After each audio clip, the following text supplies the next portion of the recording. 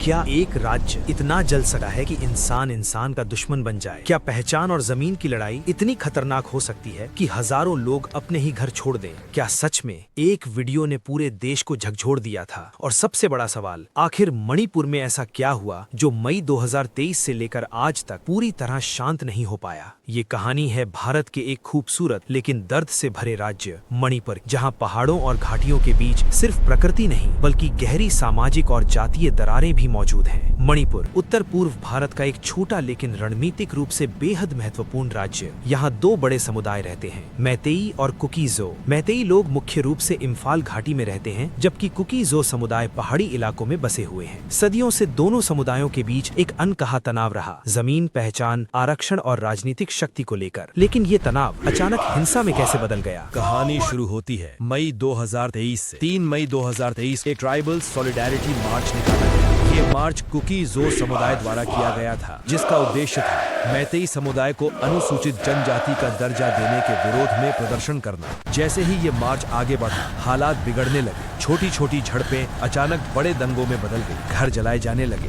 लोगों पर हमले होने लगे और देखते ही देखते पूरा राज्य आग की लपटों में घिर गया। लेकिन सवाल उठता है, मैतेई को एसटी दर्जा देने की मांग इतनी विवादित क्यों थी? दरअसल अगर मैतेई समुदाय को एसटी दर्जा मिल जाता तो उन्हें पहाड़ी इलाकों में जमीन खरीदने का अधिकार मिल जाता। और यही बात कुकीजो समुदाय को सबसे ज्यादा डराने लगी, क्योंकि पहाड़ उनकी पहचान है, उनका घर है। उन्हें लगा अगर मैतेई को ये अधिकार मिल गया तो उनकी जमीन, उनकी संस्कृति सब खतरे में पड़ जाएगी। फिर क्या था, विश्वास की दीवार टूट चुकी थी। हिंसा तेजी से फैलने लगी। सरकारी आंकड़ों के अनुसार 250 से ज्यादा लोगों की मौत हो चुकी है, 1100 से ज्यादा लोग घायल हुए और 60,000 से ज्यादा लोग अपने घर छोड़ने को मजबूर हो गए। सोचिए, एक ही देश के नागरिक अपने ही राज्य में शरणार्थी बन गए। लेकिन इस हिंसा को और भी ज्यादा भयानक बना दिया एक वायरल वीडियो ने। जुलाई 2023 में एक वीडियो सामने आया जिसने पूरे देश को हिला दिया। इस वीडियो में 2 महिलाओं को भीड़ द्वारा नग्न अवस्था में घुमाया जा रहा था और उनके साथ अमानवीय व्यवहार किया जा रहा था।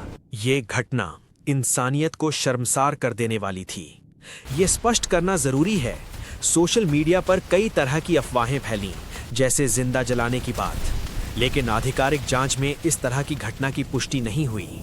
फिर भी जो हुआ वो किसी भी सभ्य समाज के लिए अस्वीकार्य था। अब सवाल उठता है, सरकार क्या कर रही थी? उस समय मणिपुर के मुख्यमंत्री थे एन बीरेन सिंह और आज भी वही मुख्यमंत्री हैं। राज्य सरकार ने कई कदम उठाए, कर्फ्यू लगाया गया, इंटरनेट बंद किया गया, सुरक्षा बलों को तैनात किया गया। लेकिन हिंसा इतनी गहरी थी कि उसे तुरंत रोकना आसान नहीं था। अब बात करते हैं देश के प्रधानमंत्री की, नरेंद्र मोदी। लोगों ने सवाल उठाए कि प्रधानमंत्री इतने लंबे समय तक मणिपुर क्यों नहीं गए।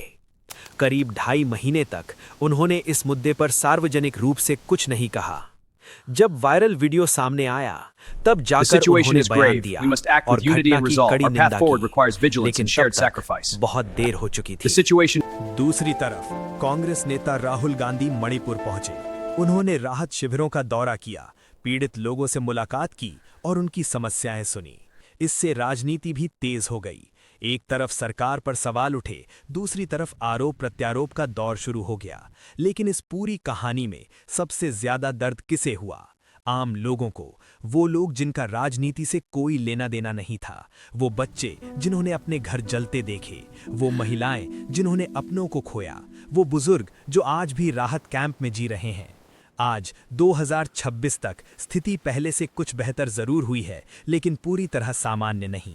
कई इलाकों में अभी भी तनाव बना हुआ है, सुरक्षा बल तैनात हैं और दोनों समुदायों के बीच दूरी अभी भी खत्म नहीं हुई है। तो आखिर इस पूरी घटना से हमें क्या सीख मिलती है? क्या विकास सिर्फ सड़क और इमारतों से होता है, या समाज में विश्वास और एकता भी जरूरी है? मणिपुर हमें सिखाता है कि जब संवाद खत्म हो जाता है तो हिंसा शुरू हो जाती है। जब पहचान की राजनीति इंसानियत से ऊपर हो जाती है तो इंसान इंसान नहीं, दुश्मन बन जाता है। ये कहानी सिर्फ मणिपुर की नहीं है, ये एक चेतावनी है। अगर हम समय रहते नहीं समझे तो ऐसी आग कहीं भी लग सकती है। और आखिर में एक सवाल आपके लिए, क्या हम सच में एक देश हैं या